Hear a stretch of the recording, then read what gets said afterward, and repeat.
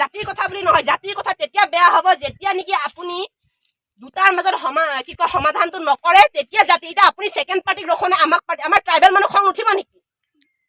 আপুনি second party Nepali পাৰ্টিকটো আপুনি ৰখোৱা নাই, আমাক ৰখুৱাইছে, আমাৰ খং উঠিব নেকি? আমি কি মনে মনে থাকি থাকি? এইটোতো জাতিৰ কথা নাহিব, কি আহিব ইয়াত? সেইটো কাৰণে কৈছিলো যে আপোনালোকে সময়মতে কিবা কৰক, যাতে জাতিৰ মাজত কাজিয়া ইনচেণ্ট মানুহক যাতে একো নহওক।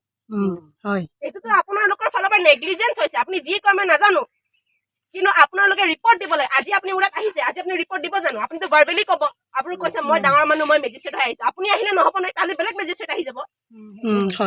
কালি আপোনাৰ জেগাত বেলেগ এটা অফিচাৰ আহি যাব, তেতিয়া কি ক'ব? मैं तो नहीं जानता, मैं तो नया से ज्वाइन हुआ। ये तो नहीं ना, आपको तो पहले के इंसान बदल सकता है, चेयर नहीं बदलेगा। चेयर तो हमेशा सेम रहेगा। तो आप इंसान बदलेगा 1000, आपको देखना पड़ेगा रेकॉर्ड क्या क्या है। আজি আপুনি হলনি হৈ গ'লে কালি কোনে ক'ব কেছৰ কথাটো? তো ৰেকৰ্ড ৰাখিব ন, আপোনালোকেও ৰাখক, আমাকো দিয়ক। তো আপোনালোকে আজি মোৰ ইয়াত আহিছে, আপুনি ৰিপৰ্ট লিখিব জানো? আপুনিতো একো ৰিপৰ্ট নেলিখে যে আপুনি আহিছিলে আজি এনেকে কণ্ডাক্ট কৰিলে, আপুনি এনেকে ক'লে আমাক, এনেকে অৰ্ডাৰ আজি মই দিলো। আপুনি সেইটো নকৰে, মই জানো ভালদৰে, বিকজ মই চাইকিটো বুজি পাওঁ।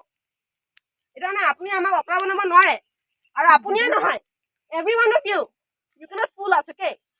উই are not uneducated, we are very aware citizen. আৰু আমি জানো আপুনি ক'ত ভুল কৰি আছে, আমি ক'ত ভুল কৰিছো আমিও জানো, কিন্তু আমি খাৰা হ'ব পাৰো, মাত মাতিব পাৰো, আৰু কোনো ইয়াত দুৰ্বল ভাবিব নাহিবি, বুজিছে?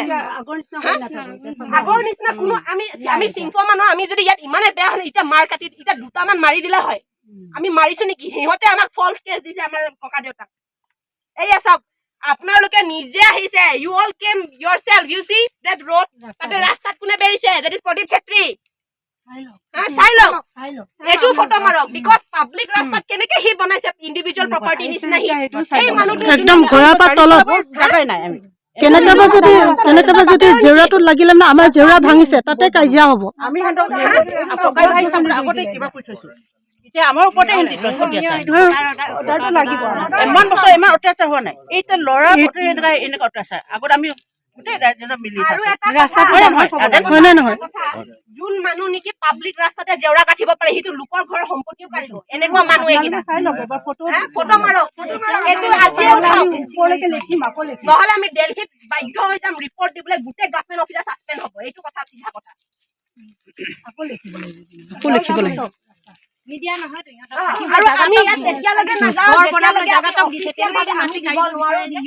আমাক এইটো কোনো অকৰা বনাব নোৱাৰে, আমি ভালকে জানো, বুজিছে?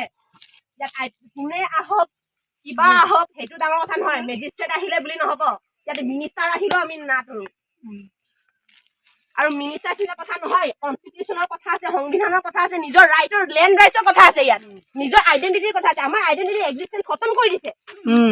গোটেই ট্ৰাইবেল মানুহৰ মাটি কাঢ়ি ফুৰিছে, সেইবিলাকতো দেখি নাপায়। खाली आयन कानून कोई है, आयन कानून है तो चैप्टर 10 का जो रूल भंग हो रहा है, वायलेट हो रहा है, फंडामेंटल राइट आर्टिकल 351 का वायलेट हो रहा है, वो लोग तो नहीं देखता आपको। तब तो कोई नहीं आता यहाँ पे प्रशासन, हमें ही इसे रोकने के लिए आता है प्रशासन। तो हम अपने हाथों में नहीं लेगा तो क्या करेगा?